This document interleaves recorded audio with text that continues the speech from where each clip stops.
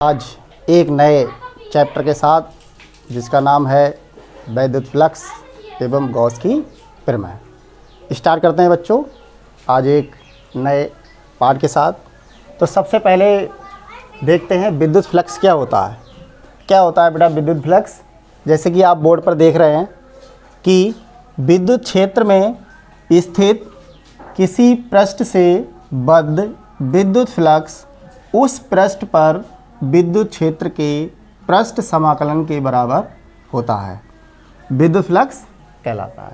ठीक है बेटा, जैसे कि आप देख रहे हैं कि ये हमारा एक कोई भी विद्युत क्षेत्र है, ये आप देख रहे हैं ये विद्युत क्षेत्र है और इसमें कोई भी पृष्ठ रखा हुआ है।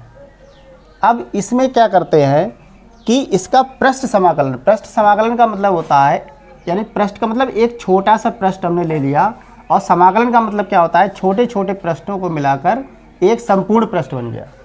ठीक है बेटा, तो हम क्या करेंगे कि जो विद्युत फ्लक्स है इसे हम फाई ई से प्रदर्शित करते हैं।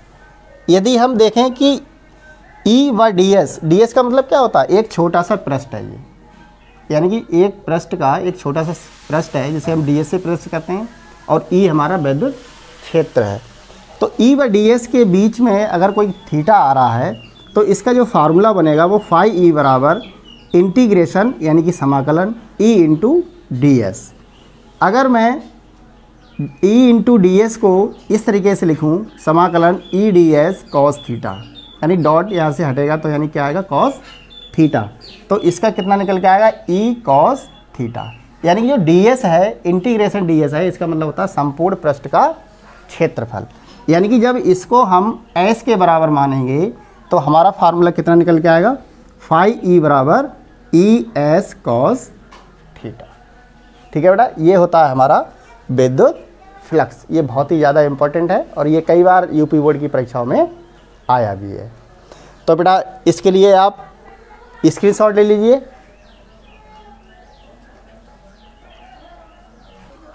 ठीक है बेटा, अब हम विद्युत फ्लक्स के मात्रक की बात करते हैं। मात्रक क्या होता है, आपने देखा कि जो हमारा फार्मूला आया था निकल के फाई ई बराबर ई एस कॉस थीटा, तो यानी कि जो ई होता है हमारा वैद्युत क्षेत्र होता है और वैद्युत क्षेत्र का जो मात्रक होता है वो न्यूटन प्रति कूलाम होता है और एस हमारा क्या है क्षेत्रफल, और क्षेत्रफल का मात्रक क्या होता है मीटर स्क्वायर।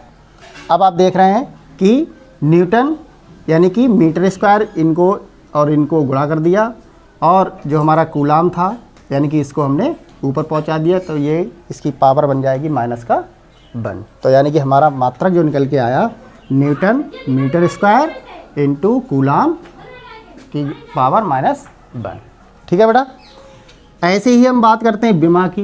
विमा क्या होती है, न्यूटन यानी कि बल का मात्रक होता है न्यूटन, और न्यूटन का जो विमा होती है वो होता है हमारा mL/t-2, और मीटर स्क्वायर यानी कि एल स्क्वायर, और जो कूलाम इसकी विमा क्या होती है AT होती है।